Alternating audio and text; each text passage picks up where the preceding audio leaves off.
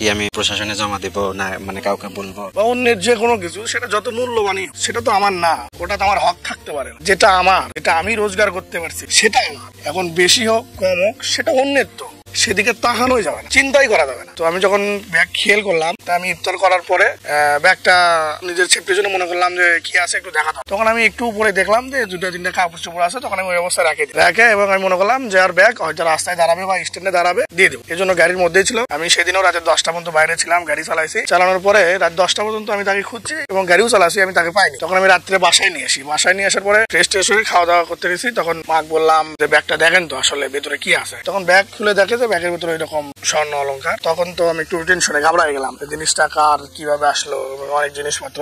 তখন আমি আমার নিরাপত্তার সাথে হইচই করে কাউকে আর কিছু বলি না। আমার সহপাঠী আমাকে ফোন দিল যে একজন ভদ্র মানুষ কান্নাকাটি করতেছে এবং বলতেছে যে তার একটা ব্যাগ হারিয়ে গেছে। আমি তখন বললাম অবশ্যই ব্যাগ যদি তার হারাই থাকে তাকে দাঁড়াইতে বলে আমি আসতেছি। তখন আমি তৎক্ষণিক তার কাছে আসি, আমার দুটো বড় ভাই নিয়ে তার সঙ্গে আমি দেখা করি। তখন আমি মনে করলাম যে এত টাকার জিনিস মালামাল সে কান্নাকাটি করতেছে। তখন আমি নিরাপত্তার সাথে পরবর্তীতে যাতে আমার কোনো ঝামেলা না হয়, আরেকজন সাথে আছে স্বাধীন আলমগীর, উনি আমার পরিচিত, যে লোক যেহেতু বের হয়েছে তাহলে তুমি সদর থানায় আসো, আমরা ওখানে যাচ্ছি। এবং ওসি স্যার আছে। বা অন্যের যে কোনো কিছু সেটা যত মূল্যবানই হোক সেটা তো আমার না, ওটা তো আমার হক থাকতে পারে। যেটা আমার, যেটা আমি রোজগার করতে পারছি সেটা আমার। এখন বেশি হোক কম হোক সেটা অন্যের, তো সেদিকে তাকানোই যাবে না, চিন্তাই করা যাবে না। আমি এই মেসেজটা দিতে চাই আমাদের যুব সমাজকে, যেটা যার সেটা তার, অন্যের হক কোনোভাবেই মারা যাবে না। যদি আমি তার একটা জিনিস আত্মসাৎ করি, কোনো না কোনো সময় আমার দিক থেকে ক্ষতি হয়ে যায়। 2 লক্ষ টাকা আমার এই DSLR ক্যামেরাও পেয়েছিল, সেটাও মনে করেন যে ওই প্রশাসনের মাধ্যমে আমি হস্তান্তর করে দিয়েছি। আমার এই সম্মানের কাছে, প্রশংসার কাছে 25 লক্ষ টাকা আমার কাছে সামান্য মনে হচ্ছে। আমি তার টাকাটা, তার জিনিস আত্মসাৎ করতাম,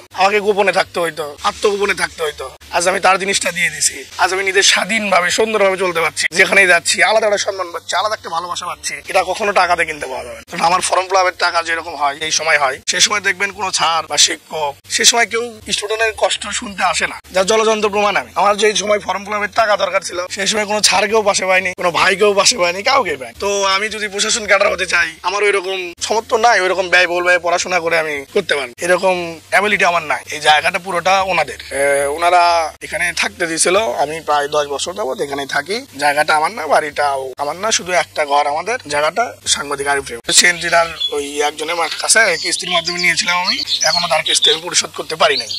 বর্তমান সমাজের যে খায়রুলের মতো একজন সৎ মানুষ, যে একজন প্রান্তিক পর্যায়ের নিডি, এবং সে সিএনজি চালিয়ে নিজের পড়াশোনা খরচ যোগান দিয়ে, ইভেন তার বাবা মারা যাওয়ার পরে তার একটা বিবাহযোগ্য বোনকে সেই সিএনজি চালিয়ে বিয়ে দিয়েছে এবং তার মাকে, বিধবা মাকে সেই সিএনজি চালিয়ে ভরণ পোষণ করে।